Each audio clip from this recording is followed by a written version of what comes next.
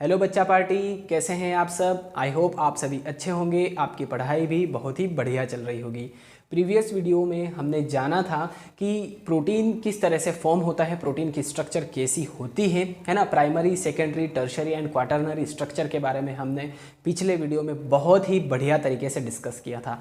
आज हम प्रोटीन का जो टॉपिक है ये आगे बढ़ाने वाले हैं। आज हम प्रोटीन को दो कैटेगरी में डिवाइड करेंगे और दोनों में डिफरेंस के तौर पर हम यहाँ पर पढ़ने वाले हैं। ठीक है, तो दो कैटेगरी है, प्रोटीन को डिवाइड किया गया है, एक फाइब्रस प्रोटीन में एंड दूसरा है ग्लोब्यूलर प्रोटीन में।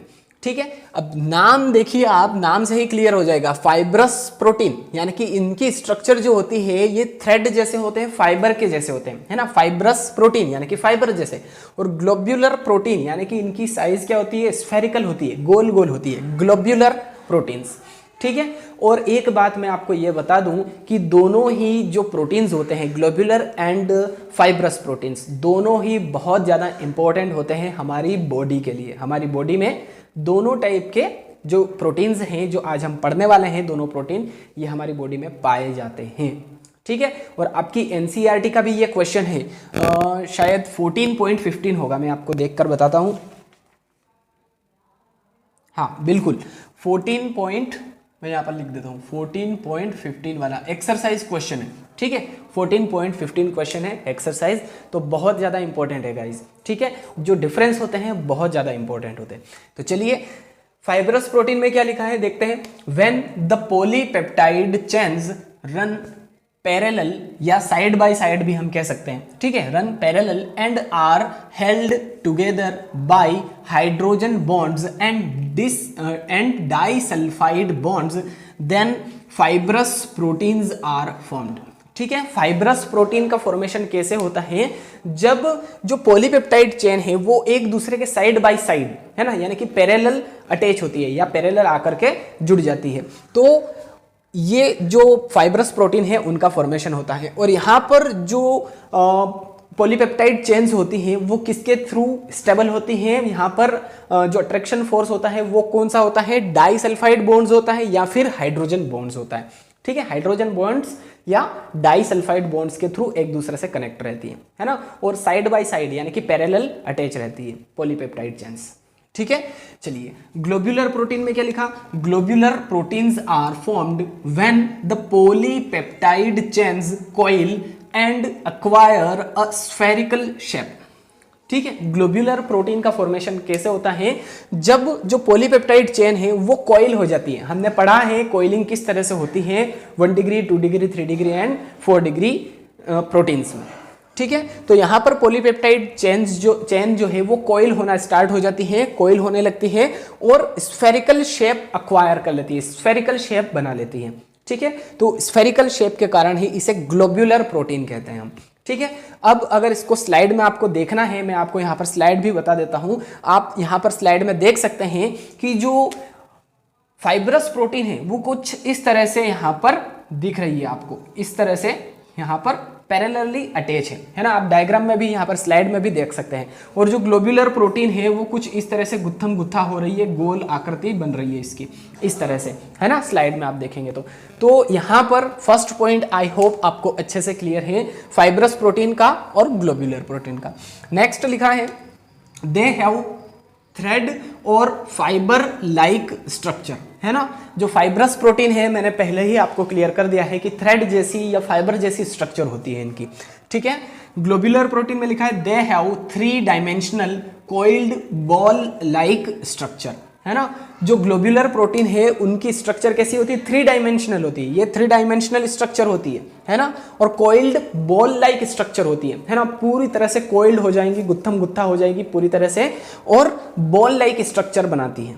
ठीक है, तो उसे हम कहते हैं ग्लोब्यूलर प्रोटीन्स। क्लियर।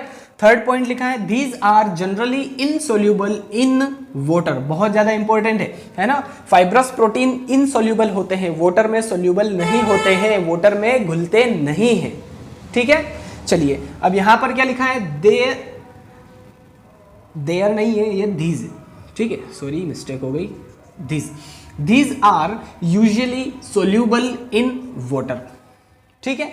ये जो ग्लोब्यूलर प्रोटीन होते हैं ये वाटर सोल्यूबल होते हैं, वाटर में घुल जाते हैं, मिक्स हो जाते हैं वाटर में, जबकि जो फाइब्रस प्रोटीन है वो इनसोल्यूबल होते हैं वाटर में। क्लियर है। नेक्स्ट है these are active towards temperature and pH value. बहुत ज्यादा इंपॉर्टेंट है गाइस, है ना। ये जो फाइब्रस प्रोटीन होते हैं अगर उनमें टेम्परेचर हमने चेंज कर दिया या पीएच वैल्यू चेंज कर दी हमने तो भी ये एक्टिव रहते हैं, है ना। ये इनएक्टिव नहीं होते हैं जब इनका टेम्परेचर या इनका पीएच हम चेंज करें तो, ठीक है।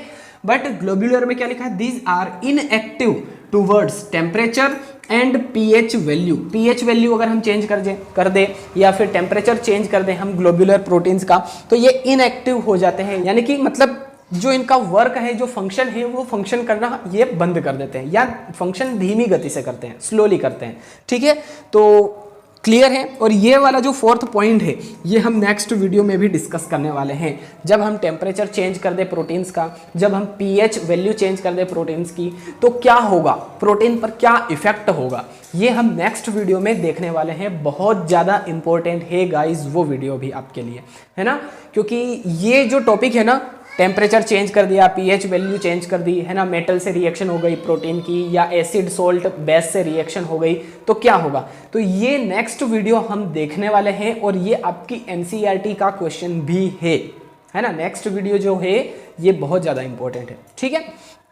चलिए, तो क्लियर है। अगर हम टेम्परेचर या पीएच वैल्यू में चेंज कर दें तो फाइब्रस प्रोटीन पर कोई इफेक्ट नहीं पड़ता है, ये एक्टिव रहते हैं। बट ग्लोब्यूलर प्रोटीन इनएक्टिव हो जाते हैं, यानी कि इनके ऊपर थोड़ा इफेक्ट पड़ता है टेम्परेचर एंड पीएच वैल्यू का। क्लियर है।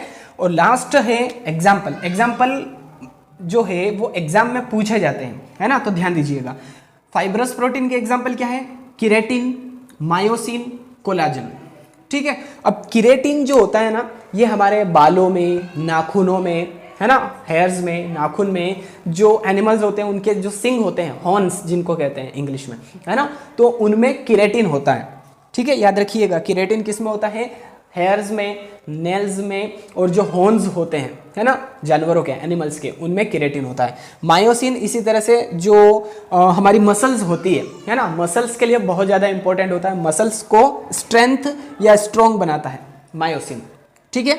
और इंसुलिन, इधर ग्लोब्यूलर प्रोटीन में क्या लिखा है, इंसुलिन, एल्ब्यूमिन, एंजाइम्स, है ना। एंजाइम भी एक टाइप का प्रोटीन ही है। एंजाइम जो है ये भी हम पढ़ने वाले हैं आगे के वीडियोस में, है ना। तो मैं आपको क्लियर करूंगा कि एंजाइम्स किस तरह से प्रोटीन होते हैं, ठीक है। चलिए, तो इंसुलिन, एल्ब्यूमिन और एंजाइम्स ग्लोब्यूलर प्रोटीन के एग्जाम्पल, और keratin, myosin and collagen fibrous protein के एग्जाम्पल, ठीक है। स्क्रीनशॉट ले लीजिए इसका जल्दी से, ओके। तो I hope fibrous protein and globular protein में जो डिफरेंस है वो बहुत ही इजी तरीके से आज आपको क्लियर हो चुका है।